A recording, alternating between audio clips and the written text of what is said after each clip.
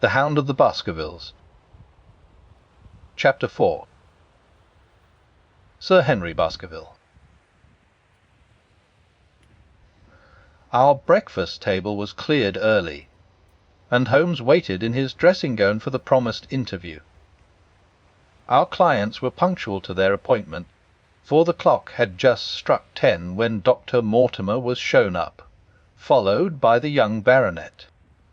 The latter was a small, alert, dark-eyed man about 30 years of age, very sturdily built, with thick black eyebrows and a strong, pugnacious face. He wore a ruddy-tinted tweed suit, and had the weather-beaten appearance of one who has spent most of his time in the open air, and yet there was something in his steady eye and the quiet assurance of his bearing which indicated the gentleman. "This is Sir Henry Baskerville," said Dr. Mortimer. "Why, yes," said he. "Con, the strange thing is, Mr. Sherlock Holmes, that if my friend here had not proposed coming round to you this morning, I should have come on my own account. I understand that you think out little puzzles, and I've had one this morning which wants more thinking out than I am able to give it. Pray take a seat. Sir Henry, do I understand you to say that you have yourself had some remarkable experience since you arrived in London?" "Nothing of much importance, Mr. Holmes. Only a joke, as like as not. It was this letter, if you can call it a letter, which reached me this morning." He laid an envelope upon the table, and we all bent over it. It was of common quality, greyish in colour. The address: Sir Henry Baskerville, Northumberland Hotel, was printed in rough characters, the postmark Charing Cross, and the date of posting the preceding evening. "Who knew that you were going to the Northumberland Hotel?" asked Holmes, glancing keenly across at our visitor. "No one could have known. We only decided after I met Dr. Mortimer." "But Dr. Mortimer was no doubt already stopping there." "No, I had been staying with a friend," said the doctor. "There was no possible indication that we intended to go to this hotel." "Someone seems to be very deeply interested in your movements." Out of the envelope he took a half-sheet of foolscap paper folded into 4. This he opened and spread flat upon the table. Across the middle of it a single sentence had been formed by the expedient of pasting printed words upon it. It ran: "As you value your life or your reason, keep away from the moor." The word "moor" only was printed in ink. "No," said Sir Henry Baskerville. "Perhaps you will tell me, Mr. Holmes, what in thunder is the meaning of that, and who it is that takes so much interest in my affairs? What do you make of it, Dr. Mortimer? You must allow that there is nothing supernatural about this, at any rate." "No, sir, but it might very well come from someone who was convinced that the business is supernatural." "What business?" asked Sir Henry sharply. "It seems to me that all you gentlemen know a great deal more than I do about my own affairs." "You shall share our knowledge before you leave this room, Sir Henry. I promise you that," said Sherlock Holmes. "We will confine ourselves, for the present, with your permission, to this very interesting document, which must have been put together and posted yesterday evening. Have you yesterday's Times, Watson? It is here in the corner. Might I trouble you for it? The inside page, please, with the leading articles." He glanced swiftly over it, running his eyes up and down the columns. "Capital article, this on Free Trade. Permit me to give you an extract from it. They, you may be cajoled into imagining that your own special trade or your own industry will be encouraged by a protective tariff, but it stands to reason that such legislation must in the long run keep away wealth from the country, diminish the value of our imports, then lower the general conditions of life in this island. What do you think of that, Watson?" cried Holmes in high glee, rubbing his hands together with satisfaction. "Don't you think that is an admirable sentiment?" Dr. Mortimer looked at Holmes with an air of professional interest, and Sir Henry Baskerville turned a pair of puzzled dark eyes upon me. "I don't know much about the tariff and things of that kind," said he, "but it seems to me we've got a bit off the trail so far as that note is concerned." "On the contrary, I think we are particularly hot upon the trail, Sir Henry. Watson here knows more about my methods than you do, but I fear that even he has not quite grasped the significance of this sentence." "No, I confess that I see no connection." "And yet, my dear Watson, there is so very close a connection that the one is extracted out of the other. You are your life, reason, value. Keep away from the... Don't you see now whence these words have been taken?" "By thunder, you're right." "Well, if that isn't smart!" cried Sir Henry. "If any possible doubt remained, it is settled by the fact that to keep away, and from the are cut out in one piece." "Well now, so it is." "Really, Mr. Holmes, this exceeds anything which I could have imagined," said Dr. Mortimer, gazing at my friend in amazement. "I could understand anyone saying that the words were from a newspaper, but that you should name which, and add that it came from the leading article, is really one of the most remarkable things which I have ever known. How did you do it? I presume, Doctor, that you could tell the skull of a negro from that of an Esquimaux?" "Most certainly."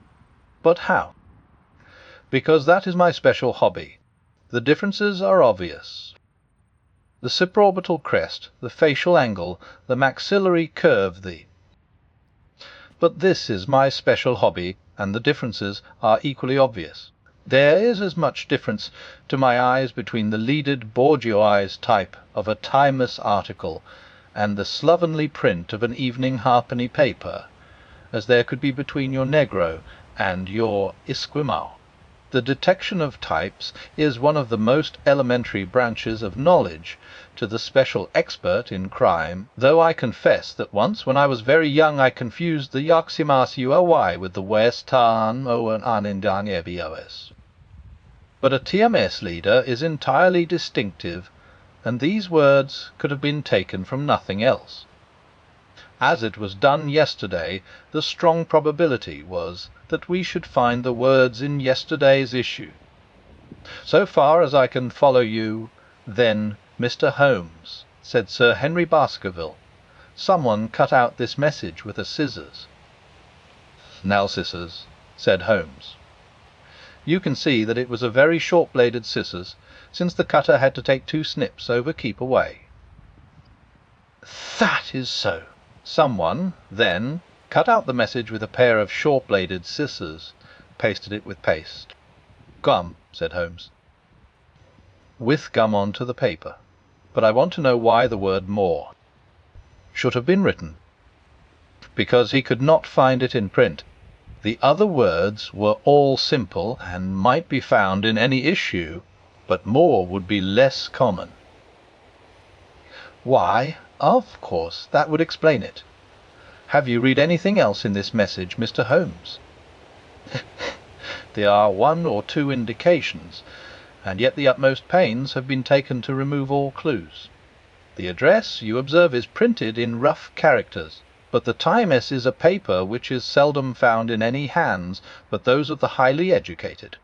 We may take it, therefore, that the letter was composed by an educated man who wished to pose as an uneducated one, and his effort to conceal his own writing suggests that the writing might be known, or come to be known, by you. Again, you will observe that the words are not gummed on in an accurate line, but that some are much higher than others. Life, for example, is quite out of its proper place. That may point to carelessness, or it may point to agitation and hurry upon the part of the cutter. On the whole, I incline to the latter view. since the matter was evidently important, and it is unlikely that the composer of such a letter would be careless. If he were in a hurry, it opens up the interesting question why he should be in a hurry, since any letter posted up to early morning would reach Sir Henry before he would leave his hotel. Did the composer fear an interruption, and from whom? "We are coming now rather into the region of guesswork," said Dr. Mortimer. "I say, rather into the region where we balance probabilities and choose the most likely. It is the scientific use of the imagination, but we have always some material basis on which to start our speculation. Now, you would call it a guess, no doubt, but I am almost certain that this address has been written in a hotel." "How in the world can you say that?" "If you examine it carefully, you will see that both the pen and the ink have given the writer trouble. The pen has spluttered twice in a single word, and has run dry 3 times in a short address, showing that there was very little ink in the bottle. Now, a private pen or ink bottle is seldom allowed to be in such a state, and the combination of the two must be quite rare. But you know the hotel ink and the hotel pen, where it is rare to get anything else. Yes, I have very little hesitation in saying that could we examine the waste paper baskets of the hotels around Charing Cross until we found the remains of the mutilated Time-yes. Leader, we could lay our hands straight upon the person who sent this singular message." "Hallo! Hallo! What's this?" He was carefully examining the foolscap, upon which the words were pasted, holding it only an inch or 2 from his eyes. "Well?" "Nothing," said he, throwing it down. "It is a blank half-sheet of paper, without even a watermark upon it. I think we have drawn as much as we can from this curious letter. And now, Sir Henry, has anything else of interest happened to you since you have been in London?" "Why, no, Mr. Holmes, I think not." "You have not observed anyone follow or watch you?" "I seem to have walked right into the thick of a dime novel," said our visitor. "Why in thunder should anyone follow or watch me?" "We are coming to that. You have nothing else to report to us before we go into this matter." "Well, it depends upon what you think worth reporting." "I think anything out of the ordinary routine of life well worth reporting." Sir Henry smiled. "I don't know much of British life yet, for I have spent nearly all my time in the States and in Canada. But I hope that to lose one of your boots is not part of the ordinary routine of life over here." "You have lost one of your boots?" "My dear sir," cried Dr. Mortimer, "it is only mislaid. You will find it when you return to the hotel. What is the use of troubling Mr. Holmes with trifles of this kind?" "Well, he asked me for anything outside the ordinary routine." "Exactly," said Holmes, "however foolish the incident may seem. You have lost one of your boots, you say. Well, mislaid it anyhow.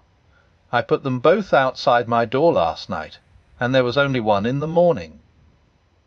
I could get no sense out of the chap who cleans them. The worst of it is that I only paired last night in the Strand, and I have never had them on." "If you have never worn them, why did you put them out to be cleaned?" "They were tan boots, and had never been varnished. That was why I put them out." "Then I understand that on your arrival in London yesterday, you went out at once and bought a pair of boots." "I did a good deal of shopping. Dr. Mortimer here went round with me. You see, if I am to be squire down there, I must dress the part, and it may be that I have got a little careless in my ways out west. Among other things I bought these brown boots, gave $6 for them, and had one stolen before ever I had them on my feet." "It seems a singularly useless thing to steal," said Sherlock Holmes. I confess that I share Dr. Mortimer's belief that it will not be long before the missing boot is found. And now, gentlemen," said the baronet with decision, "it seems to me that I have spoken quite enough about the little that I know. It is time that you kept your promise, and gave me a full account of what we are all driving at." "Your request is a very reasonable one," Holmes answered. "Dr. Mortimer, I think you could not do better than to tell your story as you told it to us." Thus encouraged, our scientific friend drew his papers from his pocket, and presented the whole case as he had done upon the morning before. Sir Henry Baskerville listened with the deepest attention, and with an occasional exclamation of surprise. "Well, I seem to have come into an inheritance with a vengeance," said he when the long narrative was finished. "Of course, I've heard of the Hound ever since I was in the nursery. It's the pet story of the family, though I never thought of taking it seriously before. But as to my uncle's death, well, it all seems boiling up in my head, and I can't get it clear yet." "You don't seem quite to have made up your mind whether it's a case for a policeman or a clergyman." "Precisely." And now there's this affair of the letter to me at the hotel. I suppose that fits into its place. It seems to show that someone knows more than we do about what goes on upon the moor," said Dr. Ummer. "And also," said Holmes, "that someone is not ill-disposed towards you, since they warn you of danger. Or it may be that they wish, for their own purposes, to scare me away. Well, of course, that is possible also. I am very much indebted to you, Dr. Mortimer, for introducing me to a problem which presents several interesting alternatives. But the practical point which we now have to decide, Sir Henry, is whether it is or is not advisable for you to go to Baskerville Hall. Why should I not go? There seems to be danger." "Do you mean danger from this family fiend, or do you mean danger from human beings?" "Well, that is what we have to find out. Whichever it is, my answer is fixed. There is no devil in hell, Mr. Holmes, and there is no man upon earth who can prevent me from going to the home of my own people. And you may take that to be my final answer." Bok! His dark brows knitted, and his face flushed to a dusky red as he spoke. It was evident that the fiery temper of the Baskervilles was not extinct in this their last representative. "Meanwhile," said he, "I have hardly had time to think over all that you have told me. It's a big thing for a man to have to understand and to decide at one sitting. I should like to have a quiet hour by myself to make up my mind. Now, look here, Mr. Holmes, it's 11:30 now, and I am going back right away to my hotel. Suppose you and your friend, Dr. Watson, come round and lunch with us at 2. I'll be able to tell you more clearly then how this thing strikes me. Is that convenient to you, Watson?" "Perfectly." "Then you may expect us. Shall I have a cab called?" "I'd prefer to walk, for this affair has flurried me rather." "I'll join you in a walk with pleasure," said his companion. "Then we meet again at 2 o'clock. Au revoir, and good morning."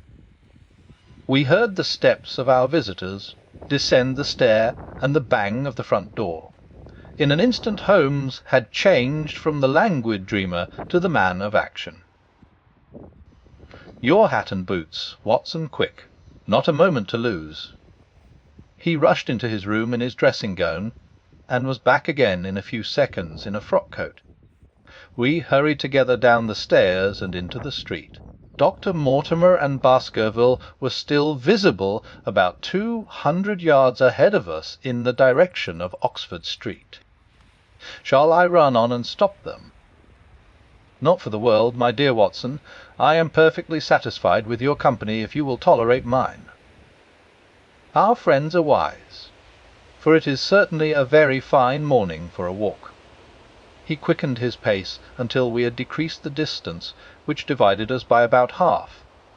Then, still keeping 100 yards behind, we followed into Oxford Street and so down Regent Street. Once our friends stopped and stared into a shop window, upon which Holmes did the same. An instant afterwards he gave a little cry of satisfaction, and, following the direction of his eager eyes, I saw that a hansom cab with a man inside, which had halted on the other side of the street, was now proceeding slowly onward again. "There's our man Watson. Come along, we'll have a good look at him, if we can do no more." At that instant I was aware of a bushy black beard and a pair of piercing eyes turned upon us through the side window of the cab. Instantly the trap-door at the top flew up, something was screamed to the driver, and the cab flew madly off down Regent Street.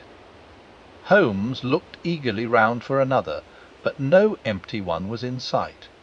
Then he dashed in wild pursuit amid the stream of the traffic, but the start was too great, and already the cab was out of sight. "There now," said Holmes bitterly, as he emerged panting and white with vexation from the tide of vehicles. "Was ever such bad luck, and such bad management too? Watson, Watson, if you are an honest man, you will record this also, and set it against my successes. Who was the man? I have not an idea. Spy? Well, it was evident from what we have heard that Baskerville has been very closely shadowed by someone since he has been in town. How else could it be known so quickly that it was the Northumberland Hotel which he had chosen?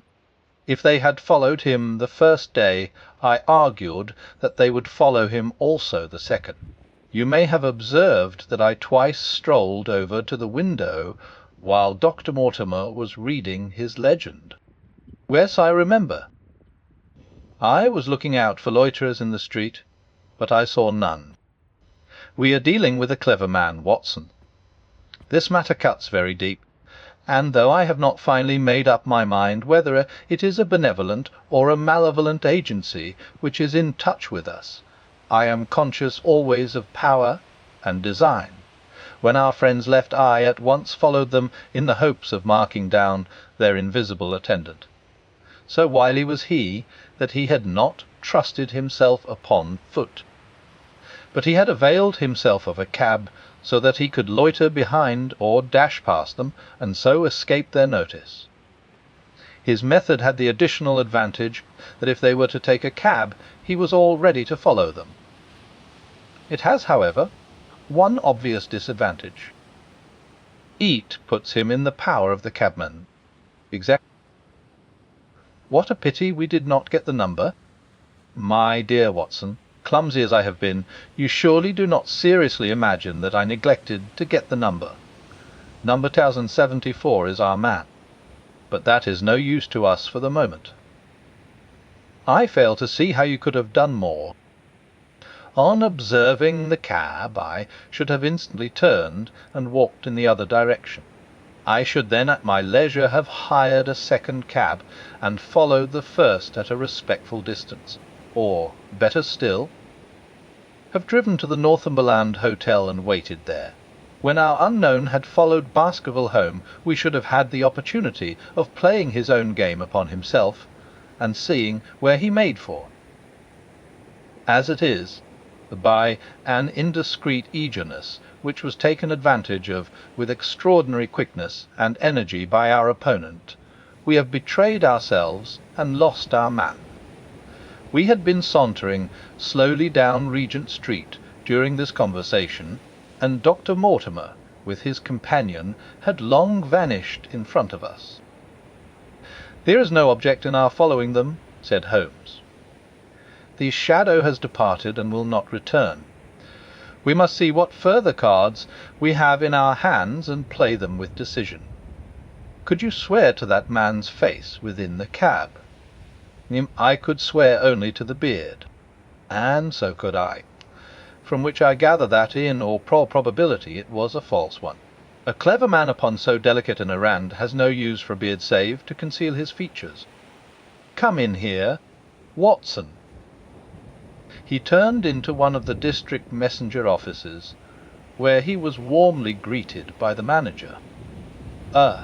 Wilson, I see you have not forgotten the little case in which I had the good fortune to help you." "No, sir, indeed I have not. You saved my good name, and perhaps my life." "My dear fellow, you exaggerate. I have some recollection, Wilson, that you had among your boys a lad named Cartwright, who showed some ability during the investigation." "Wes, sir, he is still with us." "Could you ring him up?" "Thank you, and I should be glad to have change of this £5 note." A lad of 14, with a bright, keen face, had obeyed the summons of the manager. He stood now gazing with great reverence at the famous detective. "Let me have the hotel directory," said Holmes. "Thank you. Now, Cartwright, they are the names of 23 hotels here, all in the immediate neighbourhood of Charing Cross. Do you see?" "Yes, sir." "You will visit each of these in turn." "Yes, sir." "Sir, you will begin in each case by giving the outside porter 1 shilling. Here are 23 shillings." "Yes, sir." "You will tell him that you want to see the waste paper of yesterday. You will say that an important telegram has miscarried, and that you are looking for it. You understand?" "Yes, sir."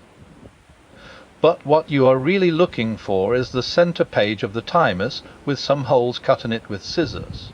Here is a copy of the Times. It is this page. You could easily recognize it, could you not?" "Oh, yes, sir." "In each case the outside porter will send for the hall porter, to whom also you will give 1 shilling. Here are 23 shillings. You will then learn in possibly 20 cases out of the 23 that the waste of the day before has been burned or removed. In the 3 other cases you will be shown a heap of paper, and you will look for this page of the Times among it. The odds are enormously against your finding it. There are 10 shillings over in case of emergencies. Let me have a report by wire at Baker Street before evening. And now, Watson, it only remains for us to find out by wire the identity of the cabman, number 274, and then we will drop into one of the Bond Street picture galleries and fill in the time until we are due at the hotel